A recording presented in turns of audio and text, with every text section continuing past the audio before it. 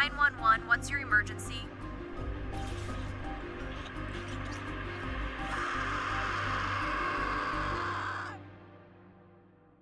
He never feared combat. Not until that night.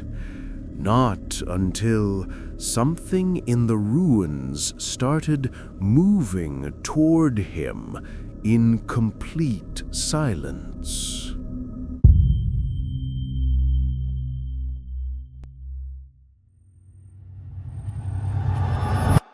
The soldier sat across from the interviewer with the weight of something unspoken pressing down on him. His uniform was still dusty from operations weeks prior. He had agreed to speak only under the condition that his identity would remain completely hidden. When the camera turned on, he didn't sit upright like a confident soldier. Instead, he folded into himself, rubbing his hands together as if trying to warm them. His eyes kept darting toward the camera, then away. He began quietly, his voice barely above a whisper at first. This didn't feel like war. Not that night. Not in that building. Not like anything I'd experienced before. He explained that his unit had been assigned to patrol a heavily damaged neighborhood in Palestine. The streets were completely empty. Balconies hung from buildings like broken teeth. Doorways had been blown open, creating openings that looked like shattered jaws. Their orders that night were straightforward: clear abandoned structures and ensure no enemy fighters were hiding inside. It was supposed to be a standard operation. They'd done it dozens of times before. It was around 2:40 a.m. when they reached a 3-story apartment building. The structure was still partially standing, though it bore all the scars of conflict. When they shone their flashlights through the windows, dust particles floated in the beams like something alive. He said the place felt wrong the moment they stepped through the entrance. Not dangerous, wrong. That was the word he kept coming back to. "We've cleared hundreds of buildings," he told the interviewer, his voice steady now, but carrying an undertone of something darker. "Hundreds, in active war zones, places where we knew insurgents were hiding, places where we expected to meet resistance. But this one, it felt like it was watching us. Like the building itself was conscious, like it knew we were inside it." The first strange thing happened when they began ascending the staircase. They moved carefully, methodically, weapons ready, flashlights cutting through the darkness. But then his radio crackled to life.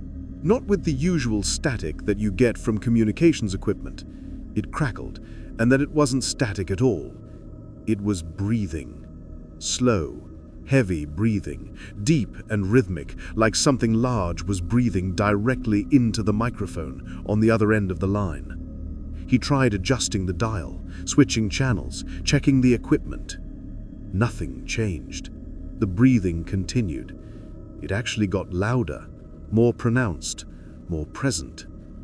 One of the soldiers behind him, a younger kid who was only on his 3rd operation, whispered urgently, "Do you hear that? Tell me you hear that too." He wasn't imagining it. It was real. They all heard it. Multiple soldiers on the same unit, all hearing the same inexplicable sound coming through their communication devices. They continued up the stairs, though now the formation was tighter, more cautious, more afraid. On the 2nd floor, the team found a hallway that was completely collapsed in places. The ceiling had come down at some point, creating piles of concrete and rebar scattered across the floor. Broken drywall hung from the walls. As they walked through this debris field, moving around the rubble, the temperature in the building dropped noticeably, dramatically. The soldier could see his breath in front of his face. "Not like a draft," he said to the interviewer, emphasizing this point carefully. "Not like air conditioning or an open window. Like someone opened a freezer door behind us. Like we stepped from one temperature to another completely different one. Instantly. It was that sudden." Then they reached a room with its door slightly ajar. The door was hanging at an odd angle, partially blocked by debris on the other side. As they approached it, something made him stop and look inside. The interior of the room was pitch black. There should have been no light source, no electricity. The building had been without power for months. Yet the room glowed, faintly. A pale yellow glow that seemed to emanate from nowhere and everywhere at once. Like there was a lantern hidden somewhere behind a wall, or like the air inside the room was slowly combusting without flame. His commander, a veteran with 20 years of service, motioned for him to check it out. Clear the room, make sure it was safe. It was a routine order, a normal tactical instruction. He pushed the door open wider. That's when he saw it. At first, he thought it was just a shadow cast by their flashlights. A long, narrow silhouette stretched across the far wall of the room. Probably nothing. Probably just light playing tricks on his exhausted mind.